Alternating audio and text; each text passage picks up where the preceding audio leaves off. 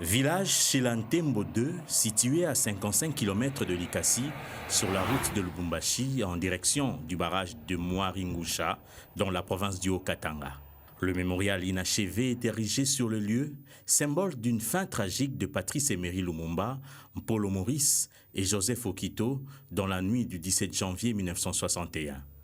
59 ans après, les impacts de balles restent encore visibles sur cet arbre sur lequel furent exécutés le héros national Lumumba et ses deux compagnons.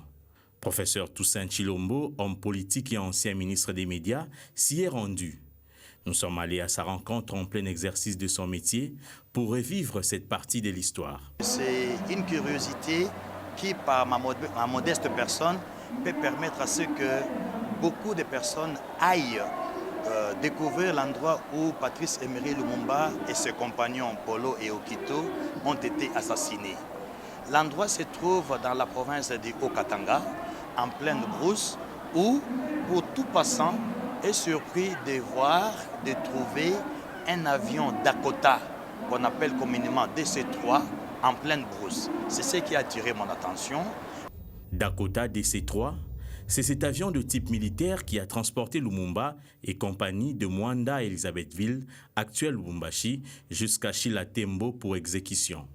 Pendant le vol, Lumumba, Mpolo et Okito étaient enfermés dans les toilettes de l'avion. Le dernier voyage de Lumumba part de Tisville, aujourd'hui Mbanzangungu, à Lukala, de Lukala à Mwanda, et c'est de Mwanda qu'ils ont été embarqués dans l'avion avec pour destination Mbujimai, Bakwanga à l'époque. Il s'est fait que Kalonji Mulopwe, Kalonji Ditunga, a refusé que cet avion puisse atterrir à Mbujimai et l'avion a été détourné à Lubumbashi, malheureusement pour une fin tragique de Patrice Emery Lumumba et ses compagnons. Les coups de balle avaient éveillé la curiosité du chef de village et de son fils. Et c'est le lendemain qu'ils vont faire une découverte macabre. Le chef du village de l'époque, M. Capitaine, avec son fils de 18 ans, qui était dans les parages la nuit du 17 janvier 1961, qui ont entendu le coup de feu, ils sont venus et ont découvert les corps. M. Capitaine, en bon chrétien qu'il était, est parti dans un monastère qui n'est pas loin de ce village. Il a donné l'alerte.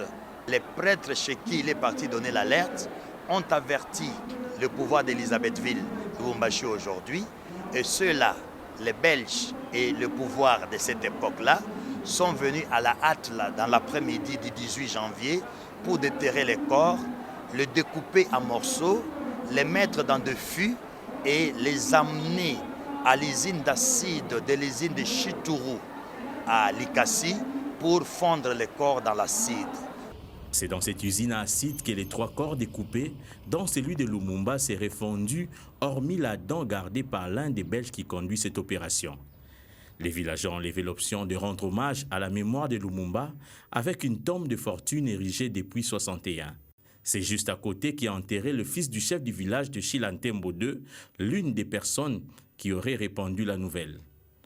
L'avion, l'arbre, le mémorial inachevé demeurent encore sur le lieu. Un lieu moins connu du grand public, pourtant renfermant une partie de l'histoire de la République démocratique du Congo.